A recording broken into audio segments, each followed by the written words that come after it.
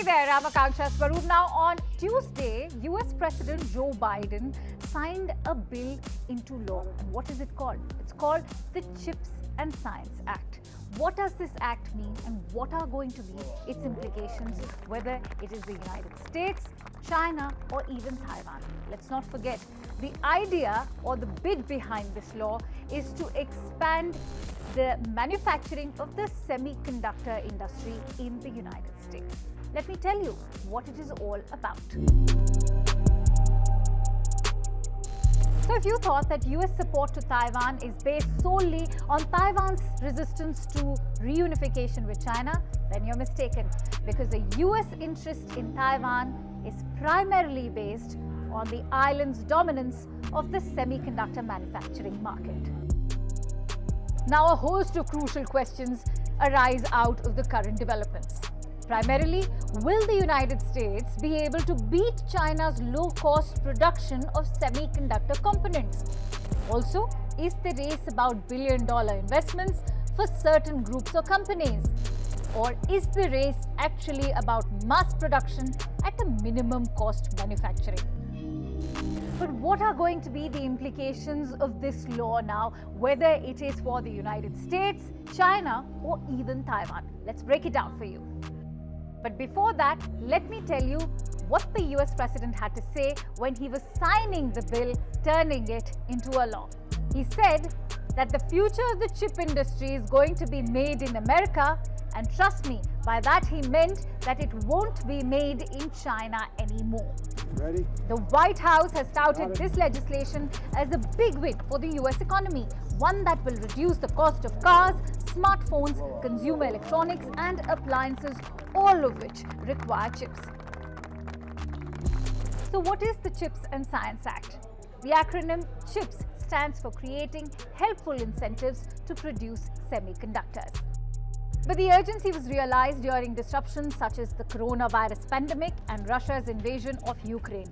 Such conflicts and natural disasters have revealed the vulnerabilities of supply chains for the high-tech component, even other essential items like food grains. But for now, we stick to semiconductors. Believe it or not, but it was the United States that invented semiconductor technology. But currently, the US only produces only about 10% of the world's supply. Ironic, isn't it?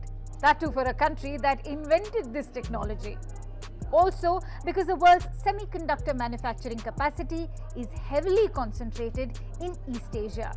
This is a region of high geopolitical tensions. And I'm also talking about Taiwan. Now, in 2019, Taiwan actually accounted for 20% of the total semiconductor manufacturing, followed by South Korea at 19%, Japan at 17%, and China at 16% of global production. And those are figures according to a 2021 US government report.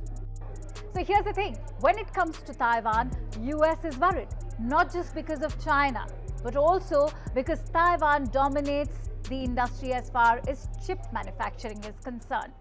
So to put it simply, Taiwan to semiconductor manufacturing is exactly like what Saudi Arabia is to oil production or even the OPEC.